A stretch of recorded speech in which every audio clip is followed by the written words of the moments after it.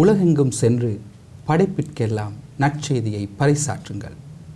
இது ஆண்டவன் இயேசு தம் சீடருக்கு கொடுத்த பணிவான கட்டளை. இந்த கட்டளையின் அர்த்தத்தை தனது வாழ்வாக்கிய புனித ஜோசப்பாஸ் அடிகளார் எம் இலங்கை தேசம் வந்து இந்த நாட்டிலே பல்வேறு பகுதிகளிலே பணிபுரிகின்றார். மத்தேயு 25ஆம் அதிகாரத்தில் ஆண்டவர் இயேசு கூறுகின்றார், சிறியோர்களாகிய இவர்களுக்கு நீங்கள் செய்ததெல்லாம் எனக்கே செய்தீர்கள். இதை வெகுவாக புரிந்து கொண்ட எம் புனிதர் கண்டிராட்சியத்திலே தனது பணியை எவ்வாறு மேற்கொண்டார் என்பதை கடந்த விசுவாச தெளிவு நிகழ்வில் நாங்கள் ஆராய்ந்திருந்தோம். இன்றும் கூட ஜோசப்பாஸ் அடிகளாரின் வரலாற்றுடன் உங்களோடு இணைந்து கொள்கின்றோம்.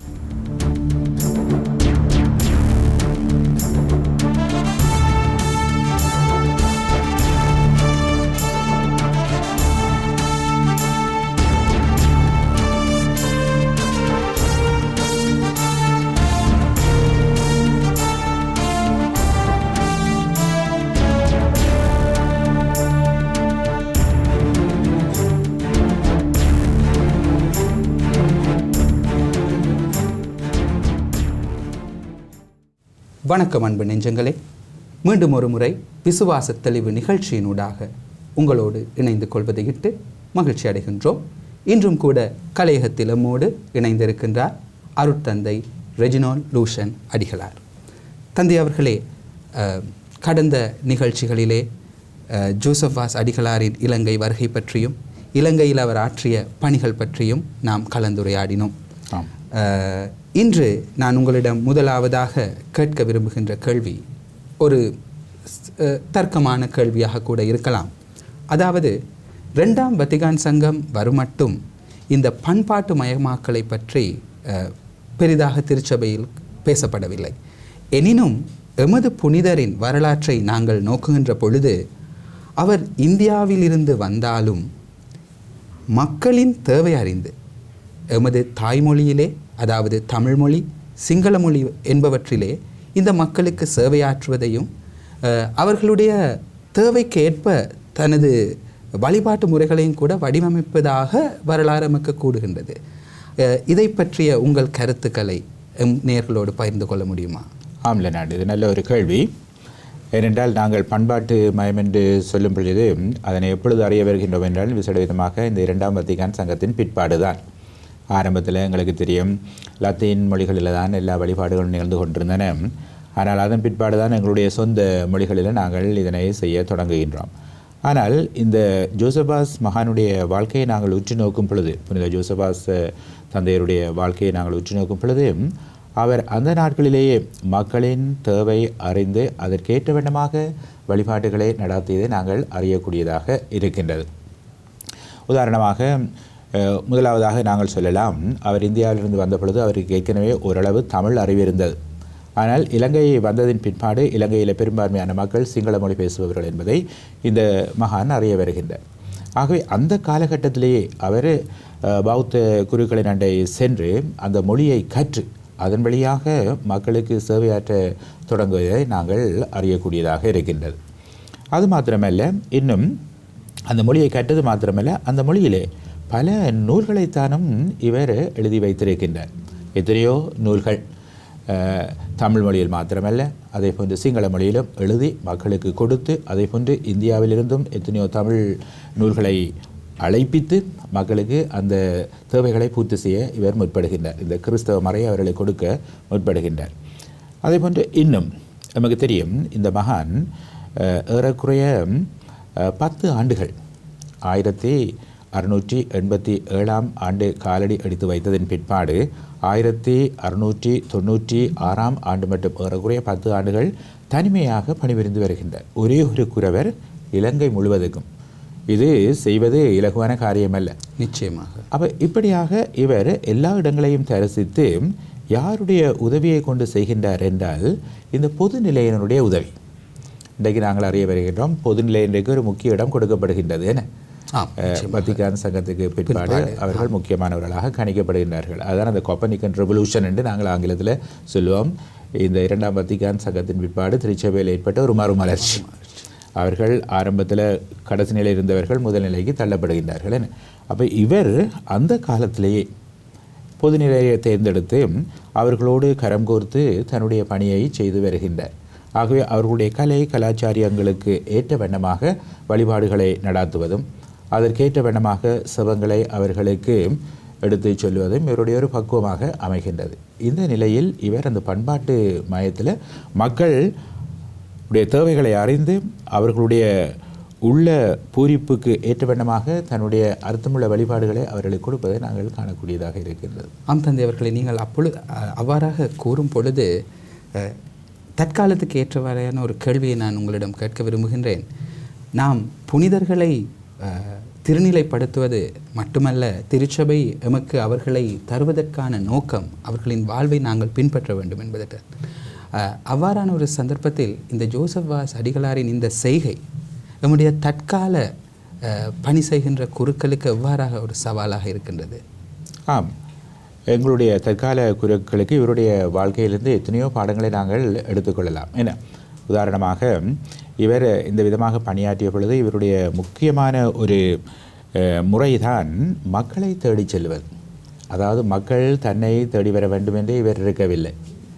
எப்பொழுதுமே ஆயன் ஆடுகளை தேடி செல்ல வேண்டும் என்று வீடு வீடாக தரிசித்து அவர்களை கண்டு அறிந்து எந்தெந்த இடங்களில் கத்தோலிக்கர்கள் இருந்தார்களோ அவர்களுடைய விசுவாசத்தை தூண்டிவிட இவர் பல்வேறு வழிவகைகளில் முயற்சி செய்கின்றார். ஆகவே இது ஒரு நல்ல பாடம். தற்கால குறவர்கள் என்று என்னை போன்றவர்கள் இந்த பணியில் ஈடுபட்டிருக்கும் பொழுது நிச்சயமாக நாங்களும் இந்த மக்களை தேடி செல்ல வேண்டும். மக்கள் எங்கள் மத்தியில் வருவார்கள் என்று எப்பொழுதும் எதிர்பார்த்த வண்ணமாக இருக்கக்கூடாது. நாங்கள் எங்களுடைய இல்லங்களிலிருந்து சென்று இவர்களை கண்டு இவர்களுடைய தேவைகளை அறிந்து இவர்களுக்கு கிறிஸ்தவ மறையை போதித்து இவர்களுடைய விசுவாசத்தை பாதுகாக்க நாங்கள் முயற்சிக்க வேண்டும். ஆக இப்படியாக எங்களுடைய வாழ்க்கையின் வழியாகவும் வார்த்தையின் வழியாகவும் இந்த கிறிஸ்து மறையை மற்றவர்களுக்கு கொடுக்கும் முற்பட வேண்டும். இதனை ஜோசப் வாஸ் அடிகளார் செய்தார். இந்த ஒரு நல்ல பாடத்தை நாங்கள் இவருடைய வாழ்க்கையிலிருந்து எடுத்துக்கொள்ளக்கூடியதாக இருக்கின்றது. ஆம் தந்தை அவர்களே, இதை ஏற்றுக்கொள்ள வேண்டியது ஒவ்வொருவரினும் கடமை என்று நான் நினைக்கின்றேன். நீங்கள் ஒரு விடயத்தை கூறியிருந்தீர்கள், அதாவது இவர் ஒரு தனி மனிதனாக வீடுகளை தரிசித்து இந்த பணியை கிட்டத்தட்ட 10 வருடங்களாக மேற்கொண்டு வருகின்றார் என்று. தொடர்ந்தும் இவர் தனியாகத்தான் பணிபுரிந்தாரா அல்லது இவருடைய இந்த பணி வாழ்வில் உதவிக்காக வேறு மாற்றங்கள் அல்லது வேறு குருக்கள் உதவிக்கு எதிர்காலத்தில் வந்தார்களா? ஆமாம், இவர் தனிமையாக பணிபுரிந்த பொழுது இவருக்கு உதவியாக இருந்தவர்கள் 2 முக்கிய பொதுநிலையினர், அதாவது முக்கிய பதவிகளை வகித்த பொதுநிலையினர். எங்களுக்கு தெரியும், ஒன்று மூப்பனார் என்று சொல்லுவார்கள், மூப்பு என்று சொல்லுவார்கள். மற்றவர் அண்ணாவியார் என்று சொல்லுவார்கள். இவர் எங்கெங்கெல்லாம் கிறிஸ்தவ மக்களை தரிசிக்க சென்றாரோ குருக்கள் இல்லாத காலத்தில் அந்தந்த இடங்களில் இந்த தலைவர்களை இவர் நியமித்து விடுவாராம். அந்த மூப்பனார் என்று சொல்லும் பொழுது அவருடைய கடமை என்ன, அதாவது எப்பொழுது குருவானவர் இந்த இடத்திற்கு வருவார், எத்தனை மணிக்கு திருப்பலிகள் நடைபெறப் போகின்றன, எந்த இடத்துல இன்றைக்கு நாங்கள் கூட இருக்கின்றோம், ஆகவே எந்த விதமாக மணிகளை ஒலிக்க செய்து அந்த கிறிஸ்தவ மக்களை அந்த இடத்துக்கு கூட்டுவது என்றெல்லாம் இப்படிப்பட்ட பணிகளை இந்த மூப்பனார் செய்து வந்தார். அண்ணாவியார் என்பவர் எதனை செய்தார் என்றால் ஆன்மீக பணி. அதாவது குருவானவர் மட்டும் மக்கள் ஒன்று கூடியிருக்கும் பொழுது சிவமாலை சொல்லுவது அல்லது பூசை தியானங்களை நடாத்துவது அல்லது வேதாகமங்களை வாசித்து சல்லாபங்களை வைப்பது, இப்படிப்பட்ட தொழிலை செய்வதுதான் அவருடைய கடமையாக இருந்தது. அப்போ இந்த மூப்பனார் அண்ணாவியார் என்ற 2 பகுதியினரையும் ஒன்றாக சேர்த்து அவர்களோடு கரம் கோர்த்து புனித ஜோசப் வாஸ் அடிகளார் ஏறக்குறைய 10 வருடங்கள் தனிமையாக இந்த நாட்டில் பணிபுரிந்து வருகின்றார். இப்படியாக பணிபுரிந்து வந்து கொண்டிருந்த காலத்தில் தான் என்ன நடக்கின்றது என்றால் 1696ஆம் ஆண்டு 2 குறவர்கள் இலங்கைக்கு அனுப்பி வைக்கப்படுகின்றார்கள். அவர்கள் ஒரட்டோரியன் சபையை சார்ந்தவர்கள். கோவா நகரத்திலிருந்து இங்கு அனுப்பி வைக்கப்படுகின்றார்கள். ஒருவருடைய பெயர் ஜோசப் மெனசே என்பவர், மற்றவருடைய பெயர் ஜோசப் டி கர்வாலோ என்பவர். அவர்களோடு சேர்ந்து இன்னும் ஒரு மேட்ராசன குருவரும் வருகின்றார், பெட்ரோ ஃபெராவோ என்ற ஒரு குருவானவரும் வருகின்றார். அப்போ அவர் மன்னார் பகுதியில் வந்து தங்கியிருக்கின்றார். அதனையும் ஜோசப் வாஸ் அடிகளார் அறிய வருகின்றார். அப்போ இந்த குருவர்கள் இலங்கைக்கு வந்த பொழுது இவர்கள் கொச்சின் ஆயிரமிருந்து இந்த ஜோசப் வாஸ் அடிகள் முதல் குரவராக விக்க ஜெனரல் நாங்கள் சொல்லுவோம், முதல் குரவராக இலங்கைக்கு நியமனம் பெற்றிருக்கின்றார் என்ற அந்த கடிதத்தையும் எடுத்து வருகின்றார்கள். அந்த கடிதத்தை நாங்கள் வாசித்தோம் என்றால் அந்த கடிதம் ஒரு ஆயருக்கு கொடுக்கப்பட்ட அத்தனை அதிகாரங்களும் இவருக்கு கொடுக்கப்பட்டிருக்கின்ற அந்த கடிதத்தின் வடிவாக அந்த கொச்சின் மெட்ராஸ்னத்தைச் சேர்ந்த ஆயர் ஜோசபாஸ் அடிகள் என்னென்ன செய்ய வேண்டும் என்பதை அழகாக குறிப்பிட்டிருக்கின்றார். அது ஒரு ஆயருக்கு இருக்க வேண்டிய அதிகாரம். ஆனபடியாக தான் நீங்கள் எப்பொழுதுமே இந்த ஜோசபாஸ் அடிகளுடைய படத்தை பார்க்கும் பொழுது அதில் நீங்கள் பார்க்கின்றீர்கள் ஒரு ஆயருடைய அந்த செங்கோல் அங்கே இருக்கும், அதே போன்று ஆயருடைய முடி பாதத்திலே இருக்கும். இது எதனை காட்டுகின்றது என்றால் இவர் ஒரு ஆயராக திருநிலைப்படுத்தப்படாவிட்டாலும் ஒரு ஆயரை போன்று பணியாற்றி வருகின்றார். இப்படியாக இந்த 2 குறவர்களும் வந்ததின் பிற்பாடு என்ன செய்கின்றார் என்றால் இலங்கையை 4 பகுதிகளாக இவர் பிரிக்கின்றார். இப்பொழுது இவருக்கு அதிகாரம் இருக்கின்றது. கொச்சின் ஆயர் அதிகாரம் கொடுத்தபடினால் அந்த அதிகாரத்தை பாவித்து 4 பகுதிகளாக பிரிக்கின்றார். ஒன்று யாழ்ப்பாணம் வடபகுதி, யாழ்ப்பாணம், மற்றது மன்னார், மற்றது ட்ரிங்கோபேட்டி போன்ற இடங்களுக்கெல்லாம் இவர் யாரை நியமிக்கின்றார் என்றால் அந்த பெட்ரோ ஃபெராவோ என்ற அந்த மெட்ராஸ்ன குறவர் அவரை அங்கு நியமித்து அங்கு தங்கி அந்த பகுதி மக்களுக்கு சேவையாற்றும்படி சொல்லுகின்றார். அடுத்தபடியாக இந்த ஜோசப் டி மெனெசே என்பவரை எங்கு நியமிக்கின்றார் என்றால் புத்தள பகுதிக்கு, புத்தள பகுதியை அண்மித்துள்ள கோரளைகள் அந்த இடங்களுக்கெல்லாம் பூலவத்த போன்ற பகுதிகளுக்கெல்லாம் சென்று பணியாற்றுவதற்கு அவரை நியமிக்கின்றார். அதற்கு அடுத்தபடியாக தன்னுடைய மருமகனாகிய ஜோசப் டி கர்வாலோ என்பவரை எங்கு நியமிக்கின்றார் என்றால் கண்டி பகுதிக்கு. ஆகவே அவர் கண்டி பகுதிக்கு பொறுப்பாக இருக்கின்றார். தனக்கு எந்த பகுதியை எடுத்துக்கொள்கின்றார் என்றால் இந்த குறவர்கள் செல்ல முடியாத இடங்கள், கால்நடையில் சென்று பணியாற்ற முடியாத கஷ்டமான இடங்களை தனக்கு வைத்துக் கொள்கின்றார். ஆகவே இவர்கள் எங்கெங்கெல்லாம் செல்லாமல் இருக்கின்றார்கள், உதாரணமாக கொழும்புக்குள் பிரவேசிப்பதென்றால் வெகு கஷ்டம். ஒல்லாந்தர் மிகவும் மும்முரமாக இருந்த ஒரு பகுதி. ஆகவே அப்படியான ஒரு ஆபத்து நிறைந்த பகுதியை தனக்கு வைத்துக் கொள்கின்றார். அதேபோன்று இன்னும் அலம்பில், திருகோணமலை, மட்டக்களப்பு, மற்றது மூதூர் போன்ற பகுதிகளையும் இவர் தனக்கு வைத்துக் கொள்கின்றார். ஆகவே இந்த இடங்களுக்கு இவர் கால்நடையாக சென்று தனது பணியை பெறுகின்றார். இவர் சென்ற பொழுது இவருடைய வாழ்க்கையில் பல கஷ்ட நஷ்டங்கள் ஏற்படுவதை நாங்கள் பார்க்கின்றோம். கொடிய வன விலங்குகள், அது மாத்திரமல்ல நச்சு பாம்புகள், இன்னும் வெள்ள ஆபத்துக்கள், இப்படியாக பல ஆறுகளையெல்லாம் கடந்து அந்த சவால்களெல்லாம் எதிர்நோக்கி இவர் தனிமையாக கால்நடையாக சென்று இந்த மறையை பரப்புவதை நாங்கள் பார்க்கின்றோம். இப்படியாகத்தான் 10 வருடங்களுக்கு பிற்பாடு தனிமையாக ஜோசபாஸ் அடிகள் செய்த பணியானது இன்னும் 3 குறவர்களுக்கு பிரித்து கொடுக்கப்பட்டு அவருக்கு ஒரு விதமான ஆறுதல் கிடைப்பதை நாங்கள் காணக்கூடியதாக இருக்கின்றன. அதனைத் தொடர்ந்து எத்தனையோ பேர்கள் ஒரட்டோரியன் சபையைச் சேர்ந்தவர்கள் வந்து இந்த பணியை ஜோசபாஸ் இருக்கும் பொழுதும் அதற்கு பிற்பாடும் செய்ய தொடங்குவதை நாங்கள் வரலாற்றில் வாசிக்கின்றோம். ஆம், தந்தையவர்களே, இப்படியாக குருக்கள் வர நேர்ந்தாலும் ஒல்லாந்தருக்கு தெரியாமல் தான் இவர்கள் பணி செய்கிறார்கள், அப்படித்தானே? நிச்சயமாக. அதாவது ரகசிய பணி தான் தொடர்ந்து நடந்து கொண்டு இருக்கின்றது. ஆம் தந்தையவர்களை, நீங்கள் கூறியிருந்தீர்கள் பொது நிலையினரின் உதவியை அவர் நாடினார், வேறு சில குருக்களும் அவருக்கு உதவியாக இருக்கின்றனர். இதை தவிர இந்த பணிக்காக அல்லது இந்த மறைபரப்பு பணிக்காக ஜோசப்பாஸ் அடிகளார் கையாண்ட வேறு விதமான நடைமுறை உத்திகள் ஏதாவது இருந்ததா? நிச்சயமாக. அவருடைய வரலாற்றை வாசிக்கும் பொழுது நாங்கள் பார்க்கின்றோம். ஒன்று இந்த பொதுநிலையினரை தலைவர்களாக நியமிப்பது, மூப்பனார் அல்லது அண்ணாவியாராக நியமித்து அந்த பகுதி மக்களை பராமரிப்பதற்கு வழிவகுப்பது. அல்லது நாங்கள் பார்க்கின்றோம் இந்தியாவிலிருந்து எத்தனையோ விதமான நூல்களை எடுத்து கொடுத்தும் தானும் பல நூல்களை எழுதியும் அந்த கிறிஸ்தவ இலக்கியங்களை மக்களுக்கு வழங்கி அந்த மறையை போதிக்க அவர் முற்படுகின்றார். அப்படி இல்லாவிட்டால் இன்னும் நாங்கள் அறியக்கூடியதாக இருக்கின்றது பல இயல், இசை, நாடகம் போன்ற இந்த 3 துறைகளிலும் தேர்ச்சி பெற்ற மகானாக ஜோசபாஸ் அடிகளார் மாத்திரமல்ல, அவருக்கு பின்பு வந்த யாகோமே கொன்சால்வஸ் அடிகள் எல்லோரும் சேர்ந்து இப்படியாக பல நாடக நிகழ்ச்சிகள் எல்லாத்தையும் அவர்கள் நடத்துகின்றார்கள். உதாரணமாக போலவத்தையில் ஜாகோமே கொன்சால்வஸ் என்பவர் இருந்த பொழுது பாஸ்கா காலத்தில் பாஸ்கா நாடகங்களை மிகவும் அழகாக மக்களுக்கு காட்டுவார்களாம். முழு இலங்கையிலும் இருந்து அங்கு சென்று அந்த மக்கள் அதனை கண்டு ரசித்து அதன் வழியாக கிறிஸ்தவ விடயங்களை தொகையாக புரிந்து கொள்வார்களாம். இப்படியாக இவர்கள் அதற்றையும் செய்தார்களாம். அது மாத்திரமல்ல, இன்னும் விசேட விதமாக இந்த தர்க்க பிரசங்கங்களை நாங்கள் சொல்லுவோமே. இப்போ உதாரணமாக நாங்கள் மடு திருப்பதிக்கு சென்றால் அல்லது தலைவில் என்ற திருப்பதிகளுக்கு சென்றால் ராத்திரி வேளையில் மக்கள் தங்களுடைய இரா உணவை எல்லாம் முடித்துவிட்டு அமைதியாக இருக்கும் பொழுது சில வேளைகளில் 2 குறவர்கள் வந்து அந்த தர்க்க பிரசங்களை நடாத்துவார்கள். ஒரு குறவர் சாதாரண பொதுநிலையை போன்று பல கேள்விகளை கேட்பார். மற்ற குரவர் திருச்சபையின் தலைவராக இருந்து அதற்கு பதில் வழங்குவார். இப்படியாக பல சந்தேகங்களை அவர்கள் மக்கள் மத்தியிலே தீர்த்து வைக்க முற்படுவார்கள். அதே போன்ற விதமாக ஜோசபாசுடைய காலத்திலேயும் இந்த ஒரட்டோரியன் குருக்கள் இப்படியான இந்த தர்க்க பிரசங்கங்களை நடத்தி மக்களுடைய மனதை கவர்ந்ததாக நாங்கள் அறிய வருகின்றோம். சில வேளைகளில் அரசர்கள் தானும் இதற்கு செவிமடுத்து இதன் வழியாக எத்தனையோ நன்மைகள் அடைந்தார்கள் என்பதையும் அவர்களுடைய வரலாற்றில் நாங்கள் வாசிக்கின்றோம். இப்படியாக பல முறைகளை இவர்கள் கையாண்டார்கள். அது மாத்திரமல்ல, இன்னும் இவர்கள் தொடர்ச்சியாக குடும்பங்களை தரிசிப்பது. ஜோசபாஸ் அடிகள் 10 வருடத்துக்கு பிறகு வந்த குரவர்கள் எல்லாரையும் பார்த்து சொல்லுகின்றார் என்னவென்றால், நீங்கள் நிச்சயமாக நல்ல ஆயன்களாக இருந்தால் ஆடுகளை தேடி செல்ல வேணும். ஆடுகள் உங்களை தேடி வருமட்டும் இருக்க வேண்டாம். ஆகவே சென்று விதையை விதையுங்கள் என்று அவருக்கு அடிக்கடி தூண்டிக்கொண்டே இருப்பார்கள்.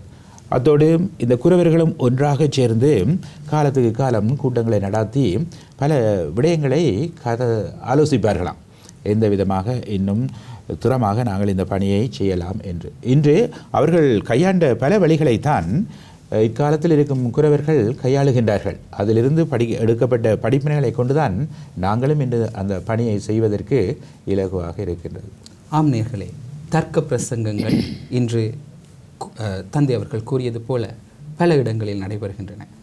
அதேபோல் நாங்கள் நன்கு அறிந்த இந்த பேஷன் பிளே என்று கூறப்படுகின்ற பாஸ்கு கால நாடகங்கள், இவை அனைத்தும் ஜோசபாஸ் அடிகளார் எம் தாய்மண்ணிற்கு அறிமுகம் செய்த முத்துக்கள் என்று நாம் கூறினால் அது மிகையாகாது.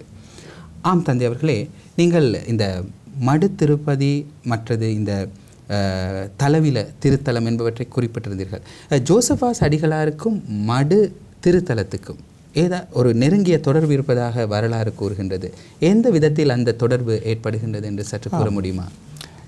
நிச்சயமாக அந்த ஜோசபாஸ் அடிகளார் வந்த காலத்தில் தான் இந்த மடு திருப்பதி, எங்களுக்கு தெரியும், ஒல்லாந்தர்கள் கரையோரமாக இருந்த கோயில்களை உடைத்த பொழுது, அந்த சிறுவங்களை அவர்கள் டெசிக்ரேட் பண்ணிய பொழுது, கத்தோலிக்கர்களை விரட்டி அடித்த பொழுது கத்தோலிக்க மக்கள் என்ன செய்கின்றார்கள்?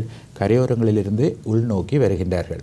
இப்படியாகத்தான் இந்த மாதோட்டம் என்ற பகுதியில் இருந்து இந்த மக்கள் ஒல்லாந்தர் உடைத்த ஆலயத்திலிருந்து ஒரு சிறுவத்தை எடுத்துக்கொண்டு வந்து அவர்கள் ஒரு மரத்துக்குள் வைத்து ஒளித்து வைத்துவிட்டு அவர்கள் அந்த பகுதிகளில் குடுமி இருக்கின்றார்கள். பிற்பாடு எத்தனையோ காலங்களுக்கு பிறகுதான் இந்த சிறுவம் கண்டுபிடிக்கப்பட்டு மருத மாதா, மரத்து பொந்துக்குள்ளிருந்து எடுக்கப்பட்ட சிறுவமானவனே மருத மாதா என்று அது அழைக்கப்படுகின்றது. அந்த தலம் அந்த இடத்துல இன்று வளர்ச்சியுட்டு நமது நாட்டின் ஒரு முக்கிய திரியாத்திரை தலமாக மலர்ந்திருப்பதையும் நாங்கள் காணக்கூடியதாக இருக்கின்றது.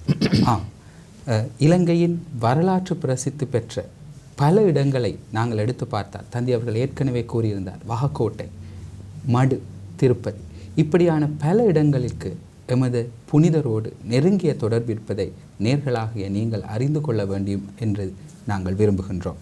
ஆம் தந்தை அவர்களே, இப்பொழுது பணி ஆற்றிக்கொண்டிருக்கின்ற எமது இந்த புனிதரின் இறுதி காலகட்டங்கள் அல்லது 18ஆம் நூற்றாண்டின் ஆரம்ப பகுதிகள் எவ்வாறு இருந்தன?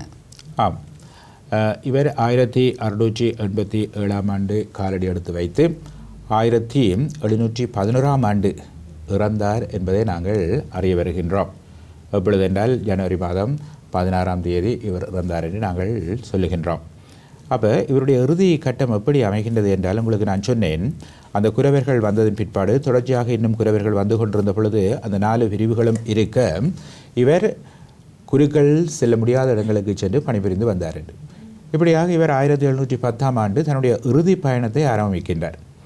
கொழும்பிலிருந்து கண்டியிலிருந்து எங்கு செல்ல முற்படுகின்றார் என்றால், அலம்பில் அல்லது கோட்டியார் என்று அழைக்கப்பட்ட மூதூர், திருகோணமலை, மட்டக்களப்பு போன்ற இடங்களுக்கு சென்று கிறிஸ்துமறையை போதிப்பதற்காக தன்னுடைய கடைசி பயணத்தை தொடங்குகின்றார். அப்போ அலம்பில் என்ற இடத்திற்கு இவர் சென்றார். அதன் பிற்பாடு மூதூர் என்ற இடத்திற்கு சென்ற பொழுதுதான் இவர் நோய்வாய்ப்படுகின்றார். இவருடைய வலது காதுக்கு கீழ் ஒரு பாரிய கட்டி ஏற்பட்டதின் காரணமாக அது அவருக்கு பேச முடியாத ஒரு நிலையை உருவாக்குகின்றது. ஆகவே இதன் காரணமாக மிகவும் சக்தி இழந்த நிலையில் இருக்கும் பொழுதுதான் இவர் எங்கு கொண்டு வரப்படுகின்றார் என்றால், கண்டி இவருடைய தலைமையகத்துக்கு இவர் எடுத்து வரப்படுகின்றார். அங்கு கொண்டு வரப்பட்ட பொழுது இவருக்கு அந்த இறுதி அருட்சாதனத்தை யார் கொடுக்கின்றார் என்றால், ஜாகோமே கொன்சாலஸ் என்று அழைக்கப்பட்ட அந்த குரவர் கொடுக்கின்றார். இப்படியாக இவருக்கு அதனை கொடுத்து ஏனைய ஒரட்டோரியன் குரவர்கள் எல்லோரும் சூழ இருந்த பொழுது இவருடைய உயிர் பிரிவதாக சொல்லப்படுகின்றது. மேலும் உங்களுக்கு இன்னும் நான் சொல்ல விரும்புகின்றேன் என்னென்றால், இவர் தன்னுடைய இறுதி பயணத்திலே இந்த அளம்பில், மூதூர் அல்லது திருகோணமலை, மட்டக்களப்புக்கு செல்வதற்கு முன்பாக ஒரு முறை கொழும்புக்கும் செல்லுகின்றார். கொழும்பில் ஒரு முக்கியமான இடம் உங்களுக்கு தெரியும். இப்பொழுது ஜாவத்த பகுதியில் அமைந்திருக்கும் ஒரு பாதை, அதாவது எங்களுடைய ரேடியோ சலோன் என்று அழைக்கப்படும் அந்த இடத்திற்கு முன்னால் செல்லும் ஒரு பாதை. அந்த பாதையில் இன்றும் நீங்கள் சென்றால் காணலாம், அந்த டான் காரோலிஸ் என்ற ரோட்டில் ஒரு ஒரு ஒரு மயானம் இருக்கின்றது. இந்த மயானம் போர்த்துகீயருடைய காலத்தில் கட்டப்பட்ட ஒரு பாரிய ஆலயத்திற்கு உரிய பகுதியாக இருந்த இந்த மயானம் என்று சொல்லப்படுகின்றது. செமெட்ரி என்று சொல்லப்படுகின்றது. ஒரு பாரிய கோயில் இருந்ததாம் அங்கு. அது அவர் லேடி ஆஃப் டெலிவரன்ஸ், நான் நினைக்கிறேன் இரட்சணிய மாதாவின் ஆலயம் என்று நாங்கள் சொல்லலாம். அப்போ அந்த ஆலயத்தை ஒல்லாந்தர் வந்து முற்றாக உடைக்கின்றார்கள். போர்த்துகீயருடைய காலத்தில் மிகவும் பிரசித்தி வாய்ந்த அந்த ஆலயம் இருந்த பொழுது அங்கு மக்கள் சென்று செவிப்பது மாத்திரமல்ல, அந்த கோயிலில் தங்கியிருந்து, அது மாத்திரமல்ல அங்கிருந்த அந்த கிணற்றில் நீராடி தங்களுடைய நோய் நொடிகள் அத்தனையும் அவர்கள் விலக்கிவிட்டு சென்றதாக வரலாறும் கூறுகின்றது. ஒல்லாந்தர் ஆலயத்தை உடைத்தார்கள், ஆனால் மயானம் அப்படியே இருந்தது, அதுக்குரிய மயான பகுதி அப்படியே இருந்தது. அதே போல அங்கே ஒரு கிணறும் இருந்ததாம். அந்த கிணறு, அதில் தான் அங்கு மக்கள் குளிப்பது. ஆனால் அந்த கிணறும் மயானமும் இன்றும் அங்கே இருப்பதை நாங்கள் காணக்கூடியதாக இருக்கின்றது. அப்போ இந்த இந்த ஜோசபாஸ் அடிகள் அந்த தூர இடங்களை தனக்காக வைத்து கொண்ட பொழுது இவர் அடிக்கடி அங்கு செல்லுவாராம்.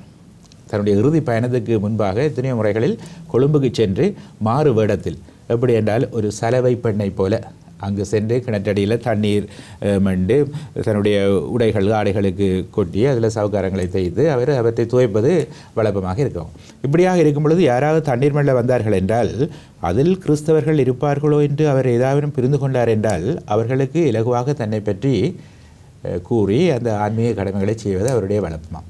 இல்லாவிட்டால் ஒரு பெண்களுக்கு காப்பு விற்பவரை போன்றும் சில வேளைகளில் ஒரு வியாபாரி நிலையில் சென்று அங்கு மறையை பரப்புவார். அல்லது சில வேளைகளில் இந்த துருப்புக்களின் தலைவர் என்ற முறையில், அதற்கு ஒரு நல்ல சொல்லியிருக்கின்ற எனக்கு சிங்கள சொல்லொன்றிருக்கு, நான் மறந்துவிட்டேன், அப்படியாக சென்று அவர்களுக்கு தன்னை வெளிப்படுத்தி போதிப்பது வழக்கமாக இருந்ததாம். அப்படியாக அது ஒரு முக்கியமான இடம். அந்த ஆலயத்தில் இருந்த அந்த சொரூபம் ஆலயம் உடைக்கப்பட்ட பொழுது அது கிணற்றுக்குள் விடப்பட்டதாம். அந்த கிணற்றிலிருந்து பிற்பாடு அவர்கள் அதனை கண்டெடுத்து திரும்பவும் கோவாவுக்கு எடுத்து சென்று என்று சொல்லுகின்றார்கள், ஒருவேளை அந்த சுரூபமாக இருக்கலாம், அதில் அதற்கு சார்ந்த ஒரு ரெப்ளிகா, அதை போன்ற ஒரு சுரூபமாக இருக்கலாம். அந்த சுரூபத்தை நாங்கள் இப்பொழுது எங்கு காணலாம் என்றால், பாம்பலப்பிட்டியாவில் இருக்கும் ஆலயத்தில் ஒரு மூலையில் அந்த சுரூபம் இருக்கின்றது. அதுதான் அந்த மாதாவுக்கு அர்ப்பணிக்கப்பட்ட ஆலயமாகத்தான் அந்த அவர் லேடி ஆஃப் டெலிவரன்ஸ் என்ற ஆலயம் அந்த இடத்துல தங்கியிருந்தான். அப்போ இப்படியாக இவர் இறுதி பயணம் சென்ற பொழுது, நோயாய்ப்பட்ட பொழுதுதான் திரும்பவும் கண்டிக்கு கொண்டு வரப்பட்டு அங்கு அவருக்கு இறுதி அருட்சாதனம் கொடுக்கப்பட்டு மரிக்கின்றார். நாங்கள் இன்னலுற்றாலும் துவண்டு போவதில்லை என்ற பவுலடிகளாரின் வசனங்களுக்கேற்ப எமது புனிதர் வாழ்ந்திருக்கின்றார் என்பது எமக்கு புலப்படுகின்றது. தந்தையே, இந்த நிகழ்ச்சியில் இறுதியாக உங்களிடம் ஒரு கேள்வி. எமது புனிதர், பொதுவாக புனிதர்கள் மரிக்கின்ற பொழுது கடைசி வார்த்தையாக அல்லது ஒரு கடைசி அறிவுரையாக எதையாவது தமது சகாக்களுக்கு விட்டு செல்வது வழக்கம். எமது புனிதர், எமது நாட்டின் இந்த புனிதர் தமது இறுதி வார்த்தையாக கூறிய ஏதாவது வாக்கியங்கள் அல்லது வசனங்கள் இருக்கின்றனவா? நல்லதொரு கேள்வியிலராட், எங்களுடைய மக்கள் இதனை புரிந்து கொள்ள வேண்டும். சொல்லப்படுகின்றது என்னவென்றால், இவர் அந்த இறுதி படுக்கையில் இருந்த பொழுது, அதாவது இவர் மரிக்கிற தருவாயில் இருந்த பொழுது இவரை சூழ நின்றவர்கள் எல்லோரும் ஒரட்டோரியன் சபையை சார்ந்தவர்கள். அப்போ அந்த இளம் குருக்களை பார்த்து இவர் என்ன சொல்லுகின்றார் என்றால், குருவர்களே, வாழ்க்கையிலே நாங்கள் இளம் பிராயத்தில் செய்ய முடியாததை எங்களுடைய மரண படுக்கையிலிருந்து செய்யலாம் என்று நீங்கள் எண்ணக்கூடாது. இதுதான் அவர்களை கொடுத்த இறுதி அறிவுரை. இதனால் நீங்கள் என்ன நினைக்கின்றீர்கள்? என்ன பாடத்தை நாங்கள் எடுத்துக்கொள்ளலாம்? நாம் வாழ்கின்ற காலத்திலேயே இறைவனுக்கு செய்ய வேண்டிய பணிகளை முழுமையாக செய்ய எத்தனிக்க வேண்டும், துரிதமாக செய்ய எத்தனிக்க வேண்டும், பின்போடக்கூடாது. அதுதான் அதனுடைய பணி. அது நானாக இருக்கலாம், அல்லது அருட்செல்வர்களாக இருக்கலாம், அருட்செல்வர்களாக இருக்கலாம், உங்களை போன்ற பொதுநிலையினராக இருக்கலாம், மறையாசிரியர்களாக இருக்கலாம். எல்லோரும் துரிதமாக அந்த பணிகளை செய்ய வேண்டும். அதாவது பின் போட்டுக்கொண்டு நான் இவற்றை பிறகு செய்வேன் அல்லது அப்புறமாக செய்வேன் என்று அப்படிப்பட்ட நிலை எங்களுடைய உள்ளங்களில் உருவாகக்கூடாது. நாங்கள் எப்பொழுதுமே இறைவனுக்கு சேவை செய்ய ஆயத்தமாக இருக்க வேண்டும். இளம் பராயத்தில் இன்னும் துடிதுடிப்போடு அதனை செய்ய வேண்டும் என்ற அர்த்தம் ததும்ப இந்த புனிதர் அவர்களுக்கு அந்த வார்த்தையை கூறி நிற்கின்றார். ஆம் அன்பு நேயர்களே, இறுதி காலம் மட்டும் நாங்கள் நிலைத்திருக்க அல்லது எங்களுடைய காரியங்களை பிற்போட வேண்டிய அவசியமில்லை. எங்களுடைய புனிதரை நாங்கள் உண்மையிலேயே பின்பற்றுகின்றோம் என்றால் இறைவன் தந்திருக்கின்ற இந்த வாழ்நாட்களை, இன்றைய நாளை அர்த்தமுள்ளதாக மாற்றுவோம், இறைவனுக்கு பணிபுரிவோம், நற்செய்தியை பறைசாற்றுவோம். இந்த வேண்டுகோளோடு இன்றைய நிகழ்ச்சியிலிருந்து உங்களிடமிருந்து விடைபெறுகின்றோம். நன்றி.